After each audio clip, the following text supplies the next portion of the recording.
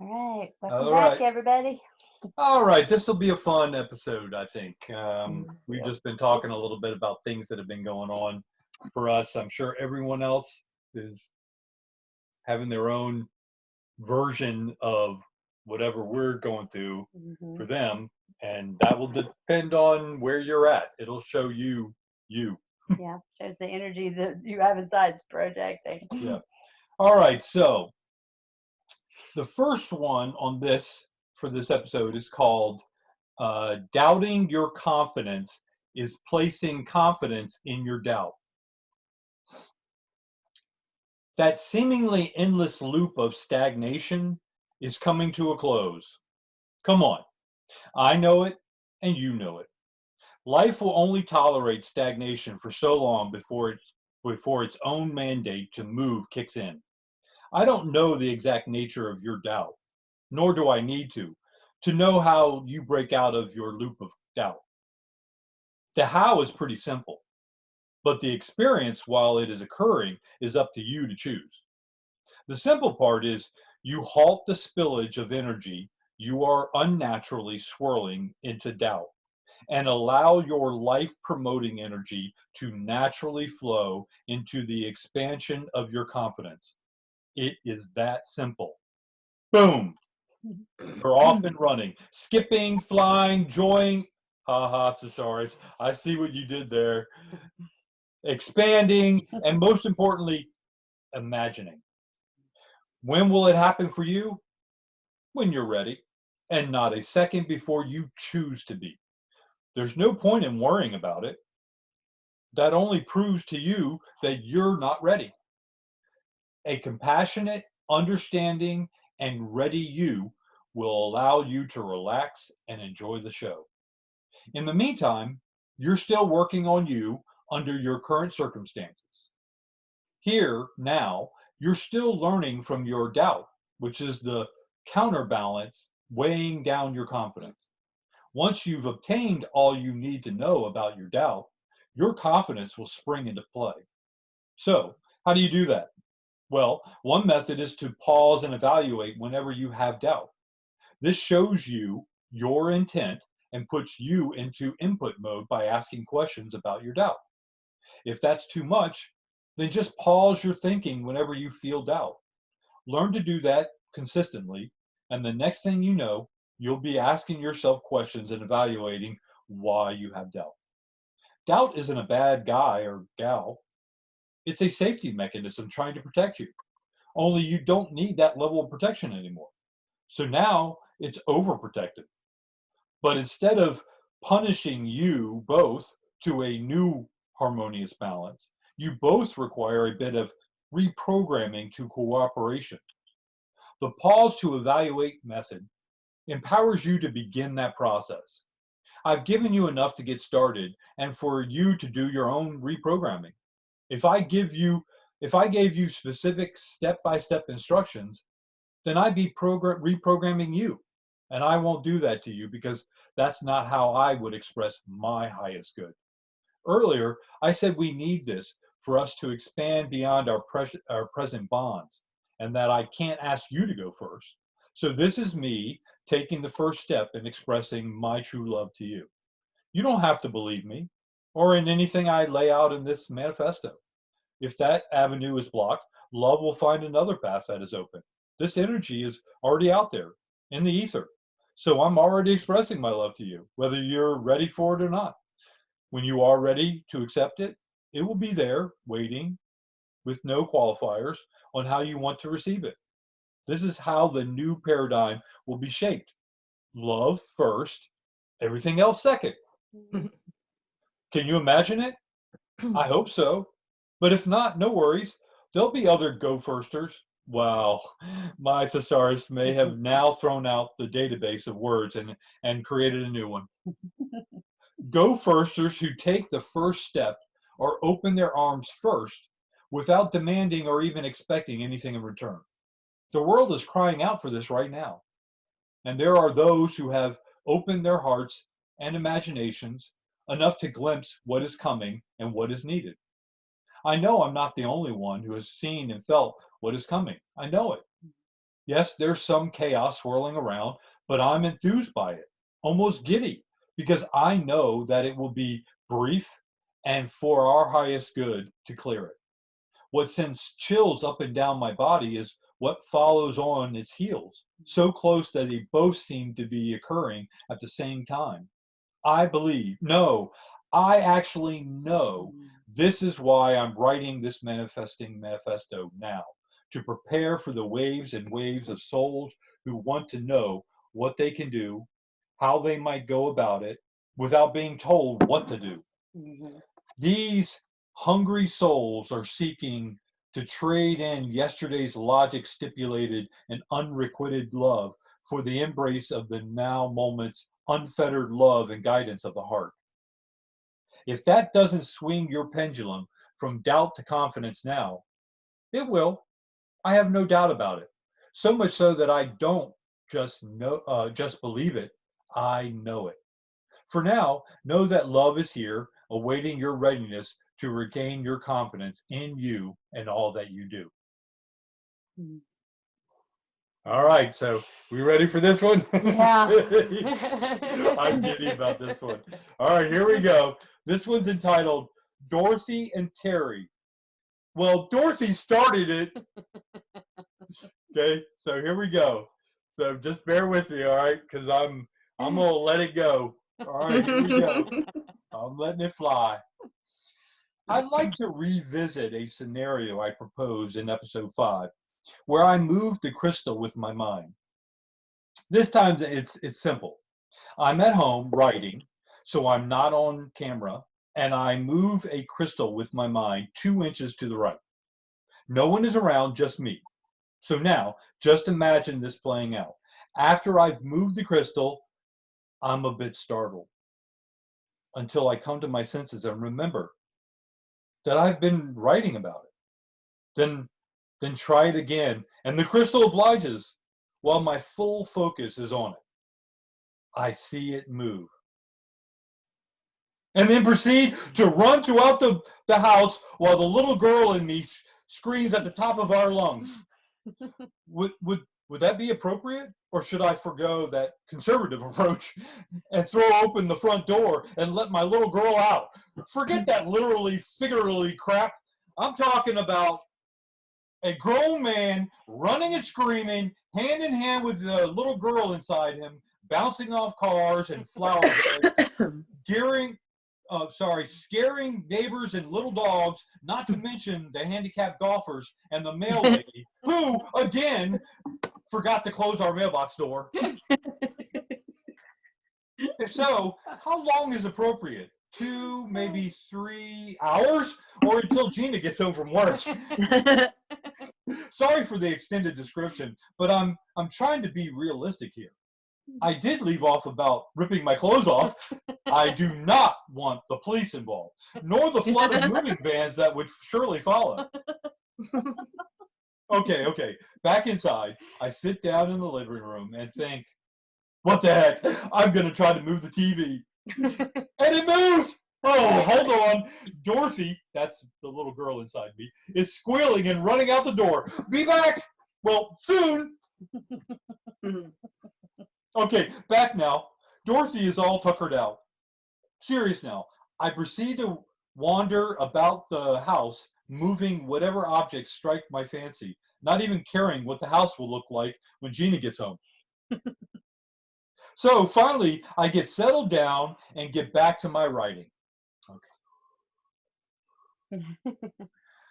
Do I interrupt the current episode I'm writing and fill you on what just happened?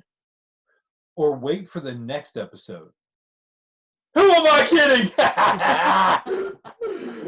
I'd interrupt the signing of the Declaration of Independence for this and make my own Declaration of Impudence. Terry, my thesaurus says, look it up. We're on a first name basis now. Okay, so I write it up, but get this. I still have to make the video for last episode. So it might be 3 or 4 days before this episode hits YouTube. Oh, that's funny. You and Dorothy are shaking your head and rolling your eyes the exact same way. Oh, wait. She's holding up a sign. Hold on. Let me get my glasses. The sign reads, "You're an idiot!" I tried to tell her about being a good aid giver. Guess she's still working on it. She's a kid, though. Okay, I get it. Make the video for this episode right away and tell you guys all about. Wait, why are you shaking your head again? Oh, you guys want me to show you on camera right away. Well, I guess I could. Who fell for that? Just try to stop me. Okay, so Jenny, Gina, and I do the video where I move a crystal with my mind on camera and upload it. Now what? I'm not just talking about what I'll manifest next. I mean, how does this change you, me, and society? You've just seen me move something with my mind. How does that impact you? Do you keep all the things that you've been doing? Or are you inspired to give it a try yourself? I don't want to be the only one expanding my capabilities. It's why I'm writing this manifesto. And for that matter, will I still want to keep writing this and doing videos? I mean, come on. Imagine yourself after realizing you can move things with your mind. Would you go to work the next day?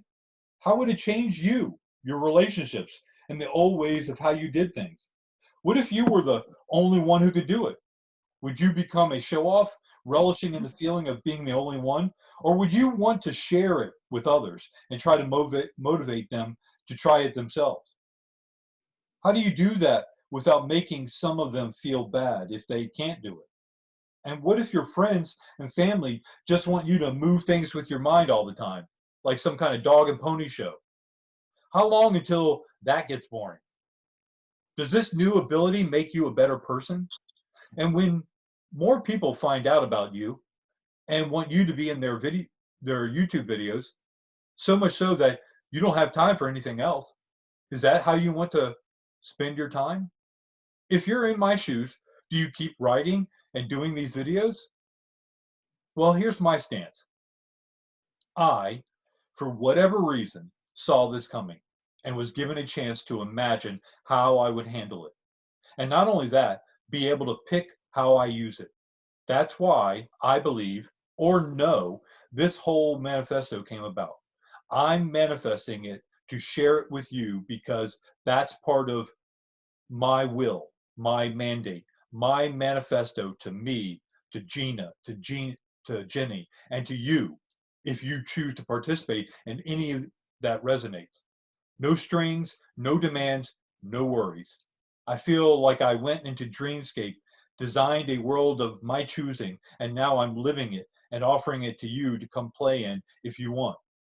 So yes, I will continue my writing and making videos to share this possibility with others in the hope that this sparks your imagination. At the very least, even if you don't participate with me directly. Because, to be honest, I'm hoping you, or many of you, do participate, but with your own flair and find it in your hearts and imagination to spark me or spark other participants. If you do choose to participate and you're looking to copy what I'm doing, that's okay. It's your choice. I won't limit you. But just know that I'm going to make every effort to get you to do it your own way, with your own style, and with your own imagination. Because my loony bin is already full of me. So build your own.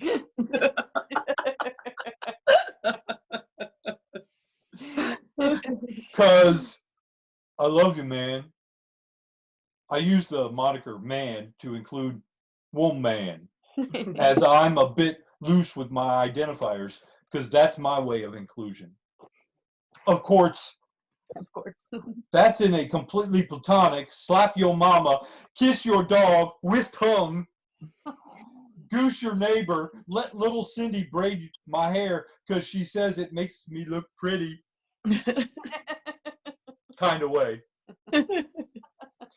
And not to get too depressing, our society has some major healing coming its way. But first, it needs to exorcise what ails it. And that may not look real pretty to some. Again, this is another reason I'm writing this and doing videos. Many people, waves of them, are going to be looking for a light source, one that is uplifting, free-spirited, imaginative, non-threatening, open. And I mean really open, strong-willed towards this, compassionate, empathetic, confident, and a shining example they can tap into for aid when they decide they want it. Not the old form of help that was forced on some and demanded from others. As I mentioned a while back, there's there's more to helping someone than we had previously thought. Opening your hearts to them is going to be integral to our development, not just to the receivers of aid, but equally to the givers of aid. Becoming better, more enlightened givers and takers, because we are all both, and is where I see and feel we as a sentient, empathetic, and caring species want to set as our next collective endpoint. Yeah, that's good. All right, Dorothy's settling down now. Yeah. You ready for more? Yeah, I was just thinking about the givers and takers thing, because in the scenario we're in right now too, is if you're panicked and fearful and stuff like that, if I'm panicked, I'm looking to try to soothe that, so I'm kind of taking, versus if I'm full and I'm light and I'm the lighthouse, I'm giving, and so it's interesting. You're showing the behavior that you need to clear what ails you. Yeah. Okay. I believe that more and more people are going to become more and more empathetic with these people. Yeah. They'll find a way to pardon them. Yes. I just believe it. Yes, Jenny was just telling us before we started this video how she was getting cursed out by a client on the phone. And yeah, you don't have to take it. You can hang up on them. You have every right to do that. Set them back in their place. They call back and they apologize, and then they yell at you again. Well, you decide what to do about it. You don't let them rule you. Right. You say win is win. But I believe that as more of this starts coming online, more and more people are going to start becoming more and more empathetic, and not laugh at them in their face, but they're just going to see the pain that they're going through. And well, the more that we can stand and not react, the more they have to address what's going on with them. Be the beacon on the hill. Don't come back down to their level to help them. That doesn't help them. Stay up there and enjoy and celebrate. Make them want to come up and go, hey, we saw your lights on and we heard the music. Can we join in? Yeah. I'm not going down there to join what it is they're doing.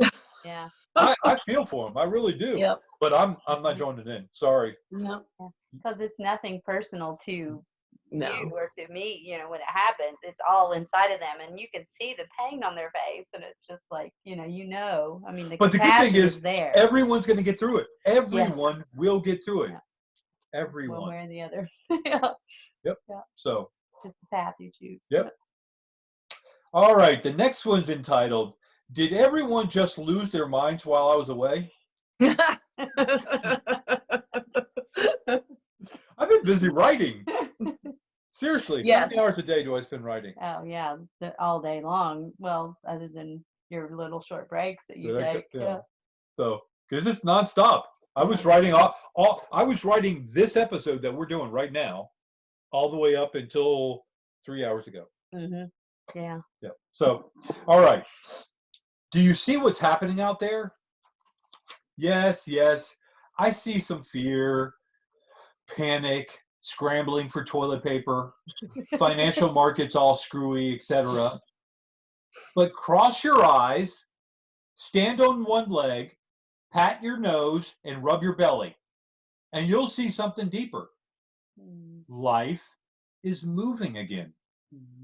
Oh, sure, There's an element of chaos, mostly being sold by the media and other poultry characters whose feathers are all ruffled and their crown has gone missing.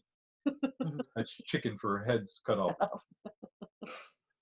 No, look deeper into the state of the status quo.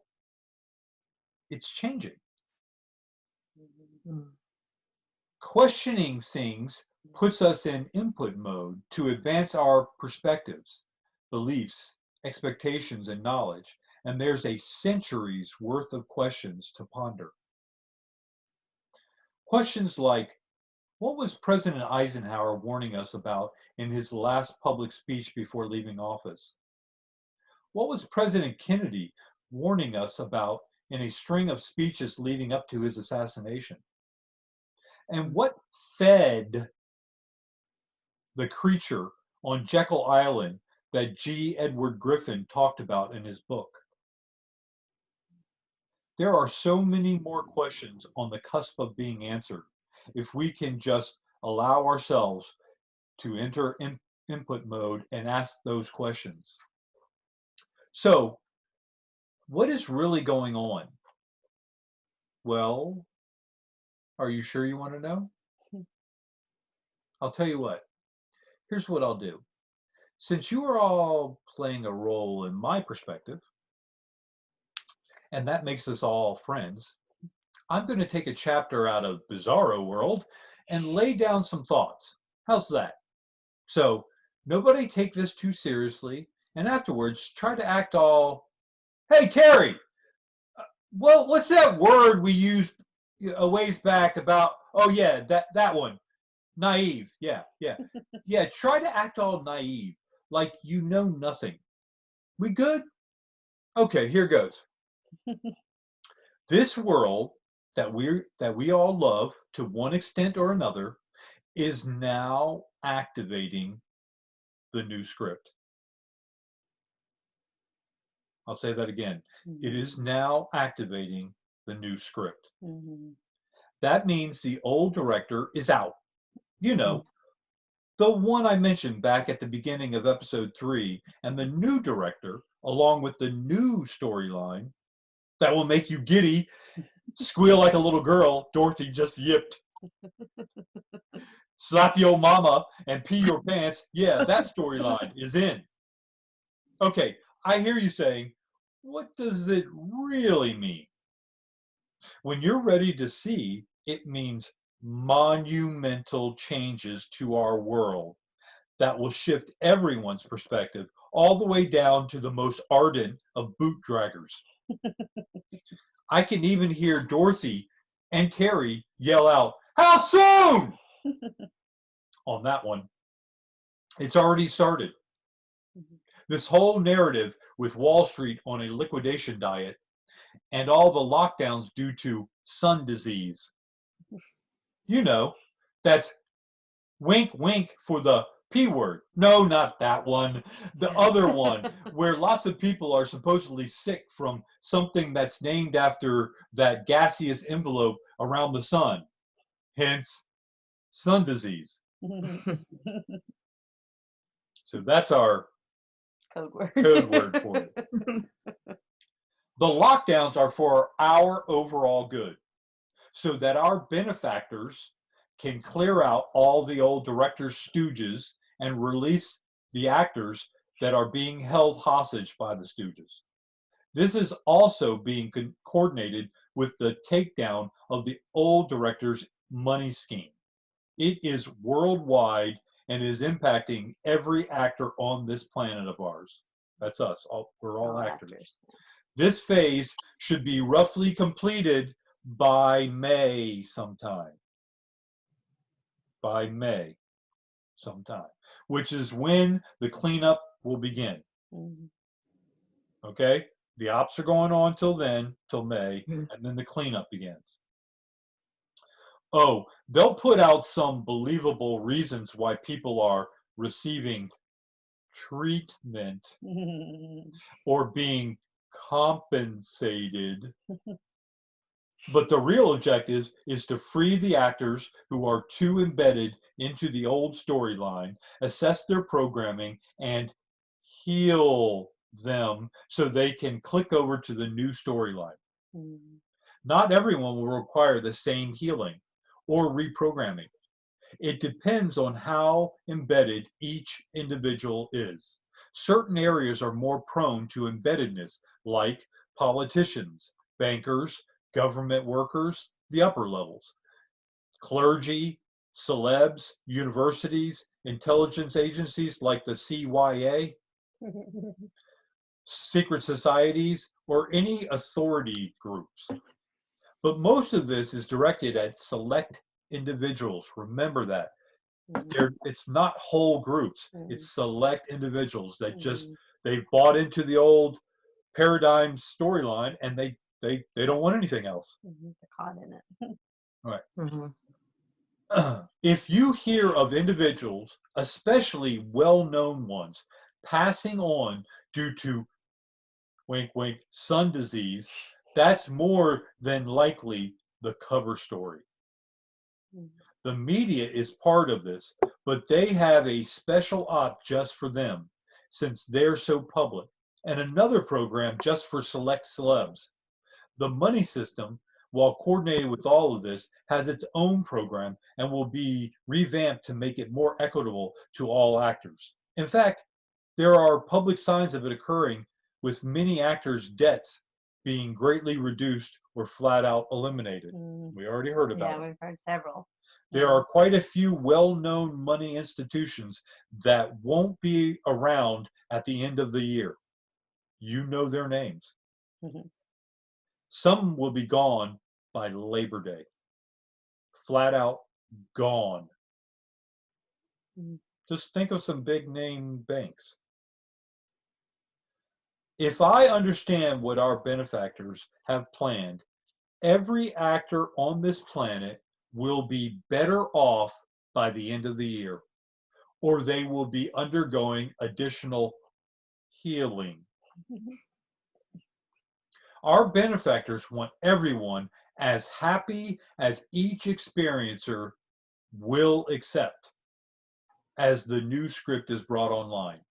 The healing is for those who won't accept the new script, like an unexpected windfall, debt reduced to zero with no explanation, chronic or life-threatening diseases healed overnight, or their dire circumstances resolved within weeks or days, release of mega amount of new technologies. You guys are gonna love levitating tech.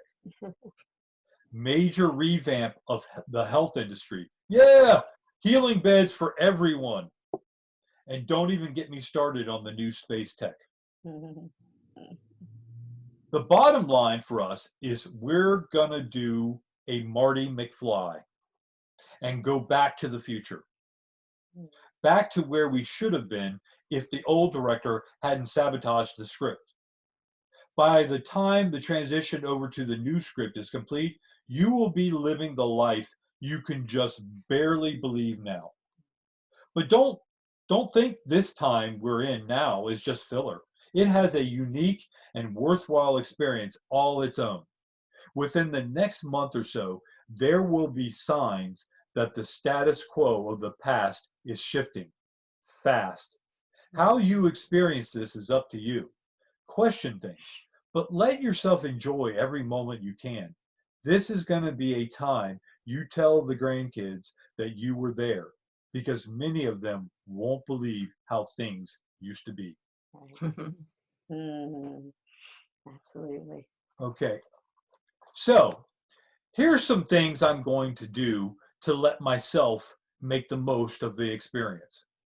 Use them as ideas, be entertained, poke fun, be inspired, or ignore as you see fit. Your experience will be as you make it. First and foremost, I'm going to relax and allow myself to enjoy the show, because that's what it is.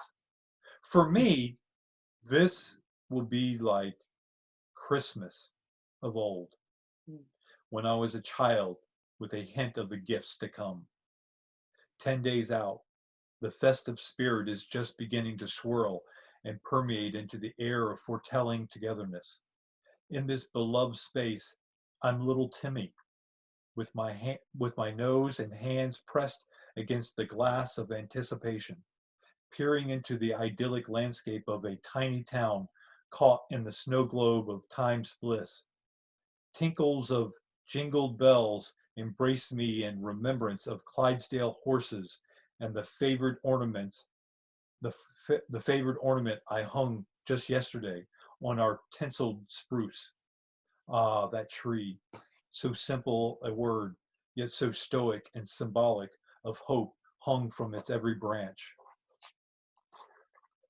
Perched atop its pinnacle, that star so majestic in its stance, reflective of the lights and energy surrounding its base. Under its watch, limb after limb cascade down and outward, evoking their own fluorescence of sappled greenery that underlies the decorative tapestry laced around its outreaching arms. If I could but sneak within its sparkling beacons, past its dangled trinkets, and through such trimming garnish to embrace its preeminently hopeful presence, I would accept the coming abrasions, brave the expected scratches, and relish the inevitable scrapes for the gift of that moment. Yeah. Mm. These letters and spaces form mere words, but with delicate placement, I wish to express my feelings of hope, inspiration, promise, optimism, expectancy, reassurance, buoyancy, giddiness, and most of all, confidence in what's about to unfold. I can just about promise you will love it. If we can just allow our imagination to join in chorus and sing this energy of will and hope, because these two come to us as bride and groom, awaiting our blessing. Mm. Yeah, that's beautiful. You just feel that, that little kid in us, there. Mm-hmm. Yeah. All right, where's the tissue? It's like we needed that feeling as a kid so we could have so we could have it now. Like it wasn't for the moment was beautiful then, but it was so that we would know what it is now, so we could have something to describe now. Yeah. Yeah. So an act of faith, put your Christmas lights back up. We got ours up. We never took them down. The kids wanted to decorate the tree with Valentine's stuff too. They were like, let's keep it up and put Valentine's, but we'd already taken it down. I was just over it though. I have too much stuff in my house. I look like a hoarder. Listen to her excuses. Yeah, excuses to not celebrate. I know. No, I will not celebrate. Well, I wanted my other artwork back up. He's funny. My hippie signs and my beautiful sayings. I have like a very eclectic home.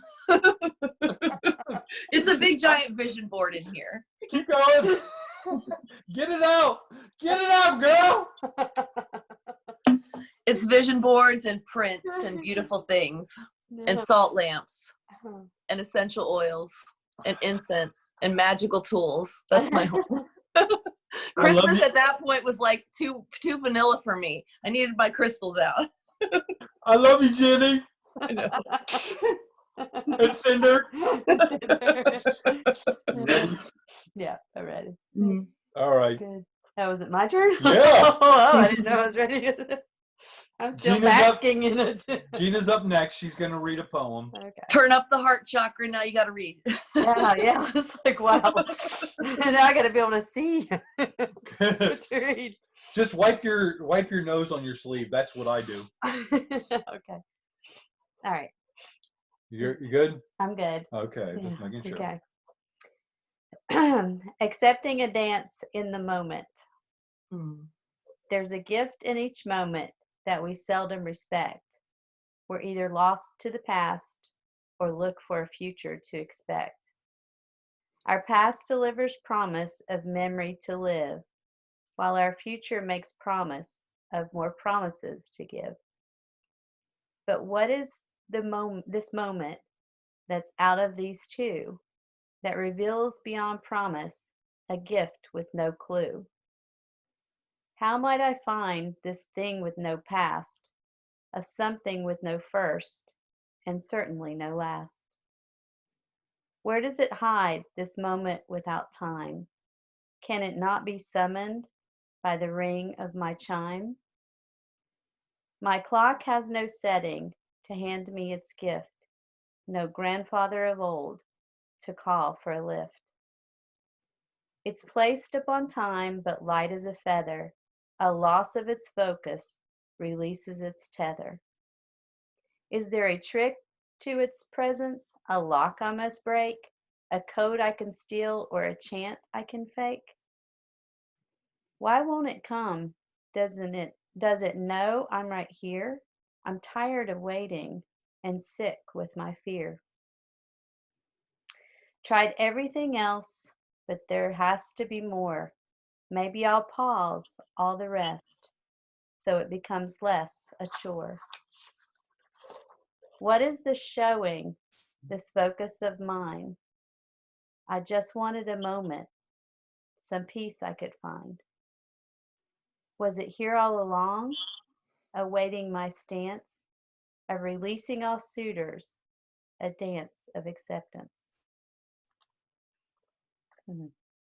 That has so many meanings. So beautiful. Wow.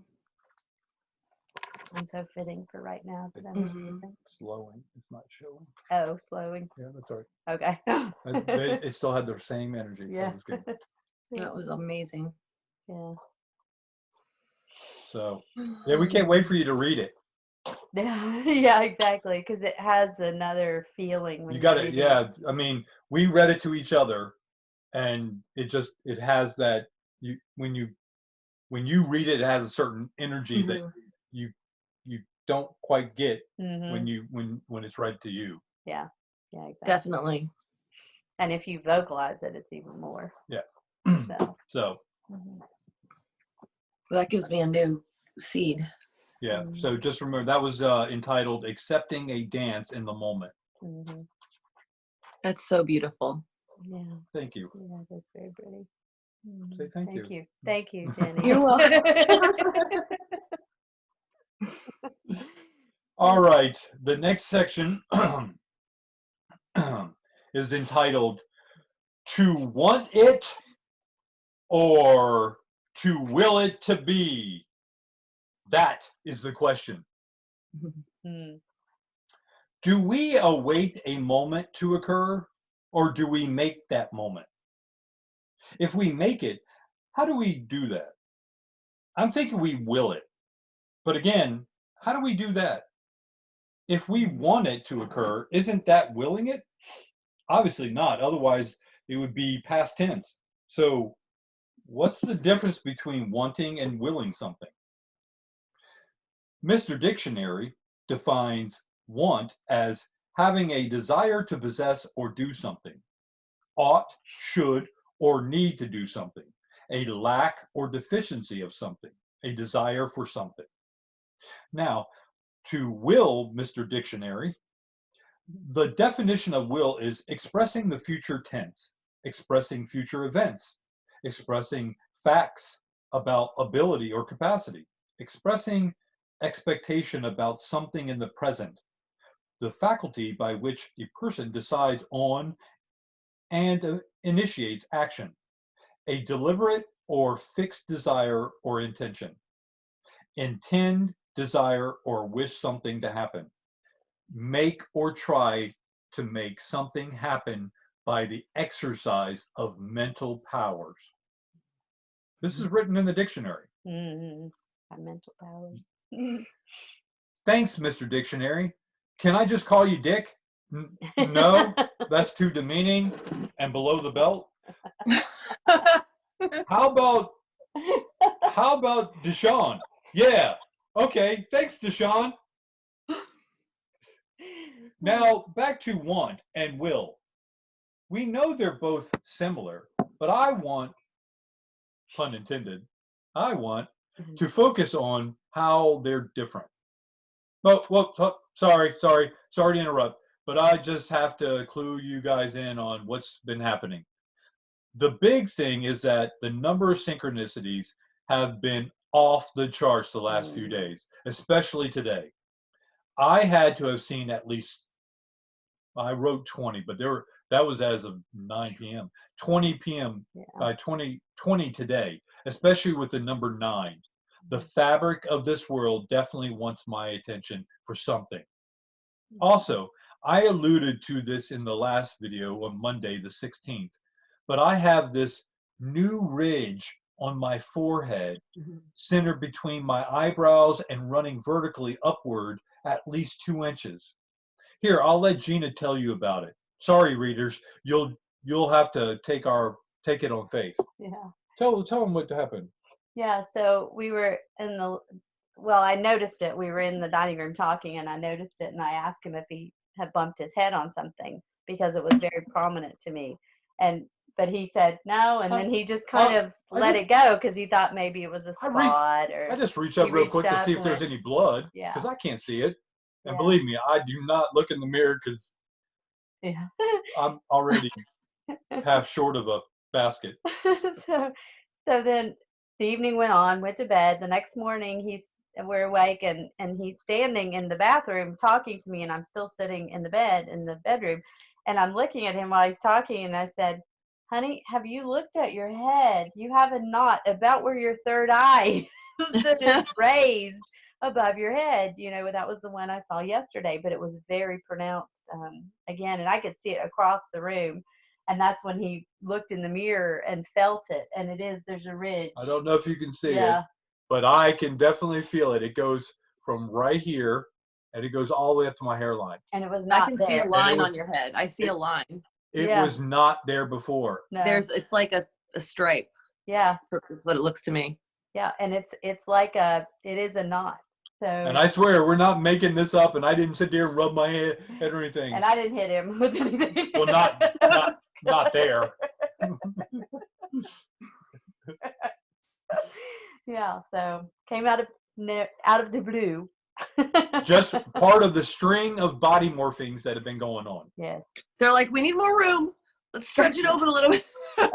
Well, got more stuff to put in there. Yeah. Because right now that tiny acorn is getting crammed. It needs more room. So I asked him if he was getting a fin. Yeah. I'm turning into Aquaman.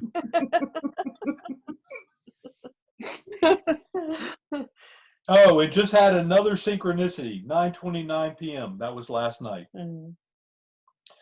The third thing is my writing today.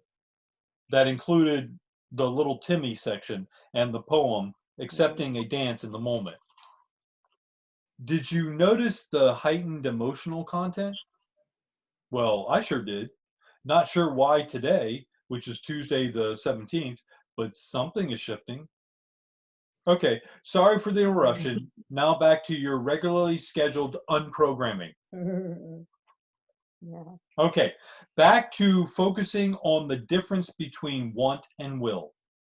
As far as Deshawn is concerned, remember, Deshawn is Mr. Dictionary. Want is pretty straightforward. A desire to possess or do something, a lack or deficiency. Will, on the other hand, is more involved. I didn't write it all down, just what stood out to me. And these are all Deshawn's definitions, not mine. He always goes by the book. So I may do some slicing and dicing. Here's what really stood out to me about will. Make or try to make something happen by the exercise of mental powers, future events, facts about ability or capacity, expectation about something in the present, something a person uses to make decisions and initiate action, intention. Okay, I think that's enough of Dimitri's words. Deshawn's words. Let's do some slicing and dicing. Will specifically mentions expectation of something in the present and intention, but want does not. It sounds like with want, there is no expectation or intention. Let's apply some of our own reasoning. Can you want something with no expectation to ever receive it and no intention to make it happen? I think there are plenty of high school nerds eyeing cheerleaders that can answer that question. So maybe just wanting something with no will to expect it, nor intent to receive it, makes a want a passive exercise. Like saying to yourself, that car is green, nice, and I want it. You've you've told no one else and taken no action to get it. As soon as you take action, as in telling someone, showing interest, or plopping some money down on it, it moves from wanting it to willing it. Deshawn specifies will with initiating action or intent, but also the faculty by which a person decides and a deliberate or fixed desire. So, will could be present as soon as you decide to take action. Since want and will both share desire, the true difference is in choosing to take action. Huh, where have we heard that before? Sounds a lot like belief, expectations, doubt, confidence, and knowing. They're all choices. So I'm going to say that wants are a passive classification we make to ourselves about things around us that require a choice of whether to take action, which is intent. If the choice is not to pursue, the want stays at want. If the choice is to pursue, the want gets elevated to a will. All things you have all things you have a will towards are also wants, but not all wants are within your will. So, back to our original question, do we await a moment to occur or do we make that moment occur? I'd say awaiting a moment is a plain old want, whereas making a choice or having the intent to make the moment occur is your will. Wanting something is you choosing not to pursue. Willing something is you choosing to pursue. Between want and will, it's a matter of intent to obtain. To want it or to will it to be, that is the question. What this clarifies for me is that if I want something and want to have it, at least tell someone or show some other form of intent. Otherwise, it stays as a secret want. So, want by itself doesn't really do anything. It's just sitting there, waiting for your decision to will it with your intent, or it stays in your cabinet with all your other wants languishing without will. It may be time to clean out my cabinet of wants, evaluate each one, throw out the ones that are outdated or I've outgrown, and focus on the ones I intend to obtain. Why?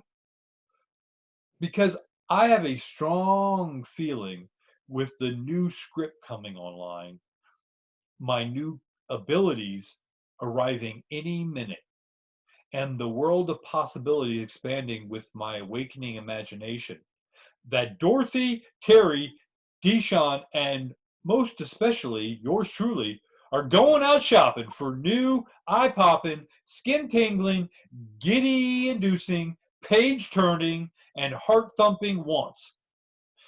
We will spare no expense. And when in doubt, we'll invite confidence in to escort the doubt out. Because this is going to be a party. And I must have round filed, that's a euphemism for thrown in the trash, doubt's invitation. Because through all this writing, video making, and imaginings that have been coming online recently, I don't just want all of this, I intend to will it into my world. And you're welcome to join me.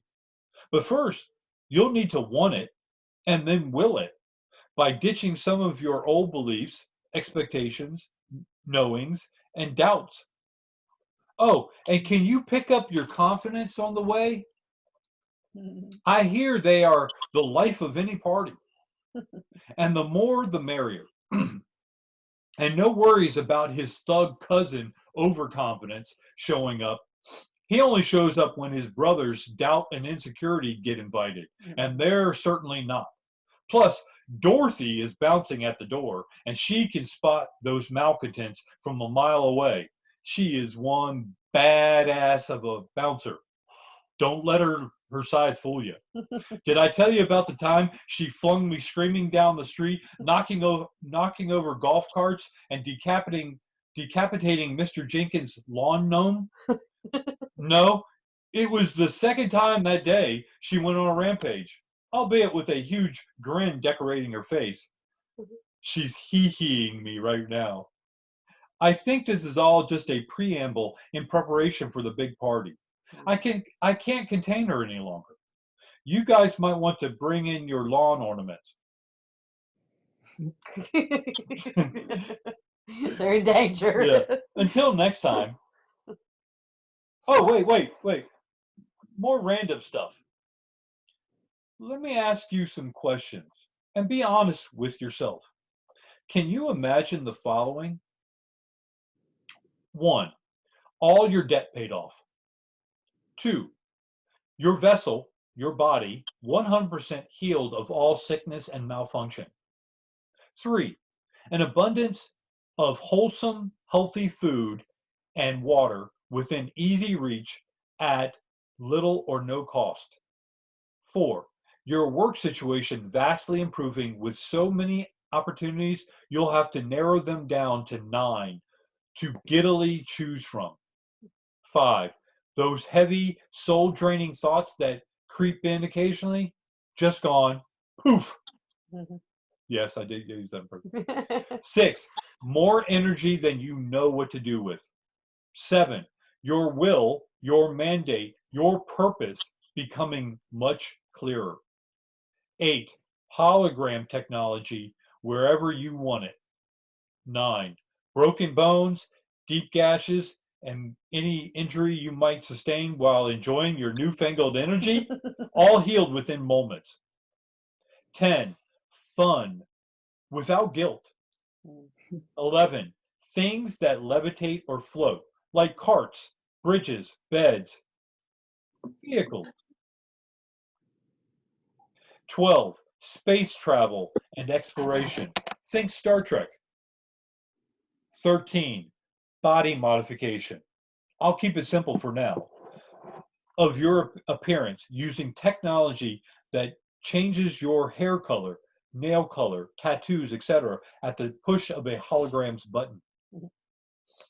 And much more time to explore all these and other new technologies, places, nature, visiting friends and family, sailing, new communities, festivals, underwater sites beyond your current beliefs, and visits to nebulas, star nurseries, other solar systems, our own sister planets, or just to see our own lovely Gaia from space with your own eyes.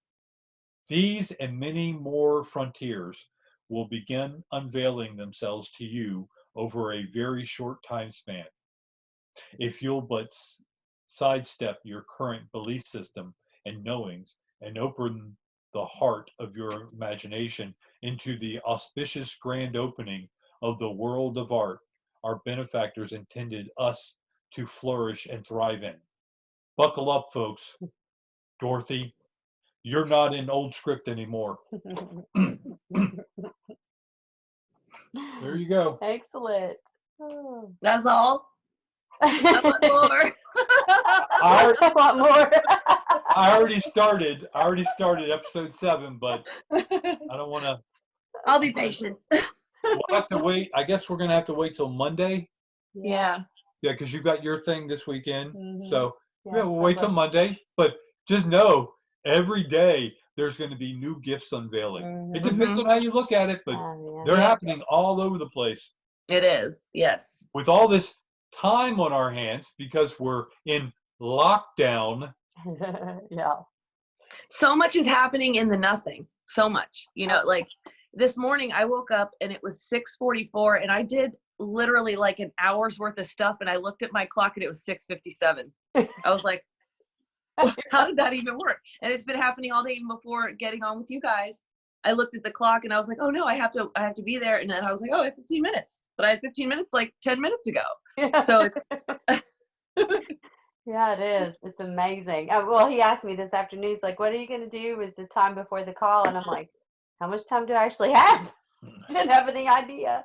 No idea. But the whole day was magical. I mean, this whole day from the time I got up this morning, it was dancing in these energies. Words that were on the pages here were being mouthed by other people. And They'll be I mean, it's just, dancing in the street. honestly, the whole day was just weaving and meeting up. People kept getting into my sphere, some of them to share. Sorry.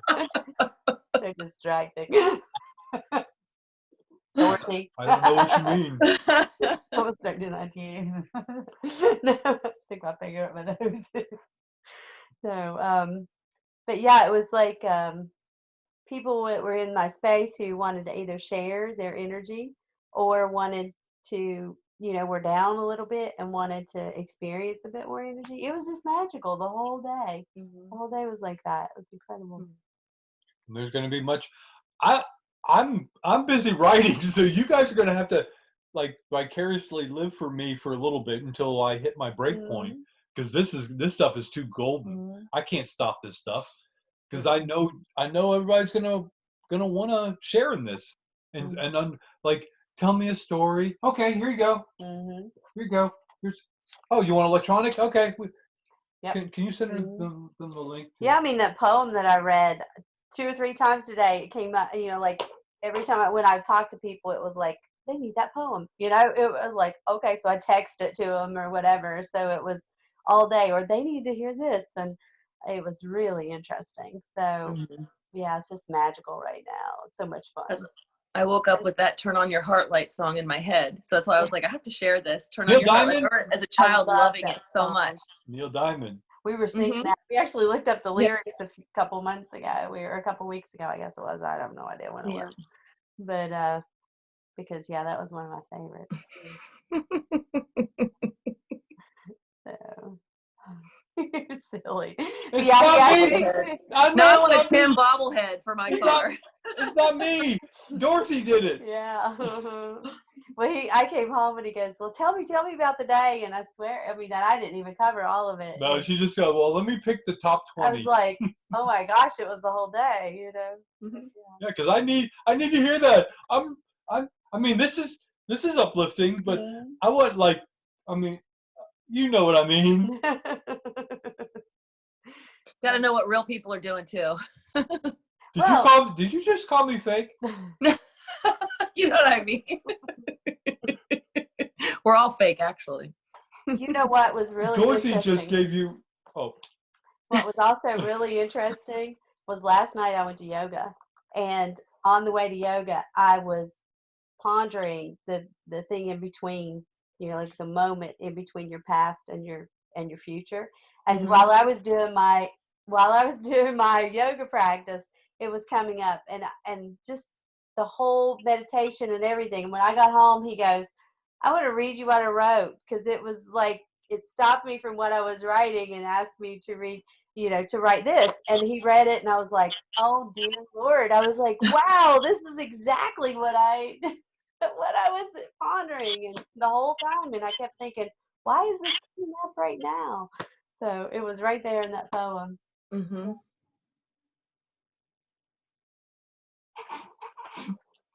I'm talking to my friend Tamara like the last couple days too, and just talking to her about embracing the moment. Just she's in Northern Virginia with a higher anxiety state. Yeah, so everything about that was exactly like what we've been talking about and discussing too. Accepting and dance in the moment. Dance in the moment. Yeah, exactly. Beautiful. So All right. Did you add that one to the book of poetry?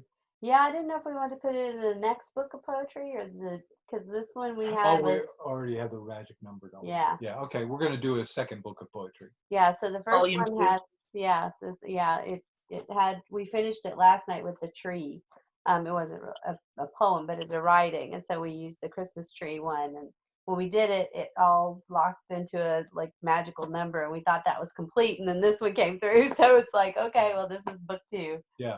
So, Yeah, that's a collaboration between Dorothy and Terry. yeah. The poem writing. Yeah. Yeah, it's really, really cool. Good. Good. Are you good? I'm very good. I'm very good. I'm very, very good. I'm very good. I'm very good. All right. See you, everybody. Bye. See you next time.